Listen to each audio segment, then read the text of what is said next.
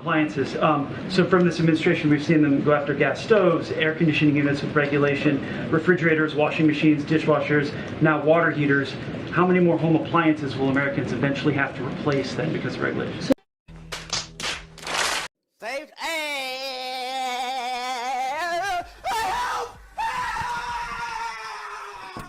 Just to be clear, when it comes to water heaters and What?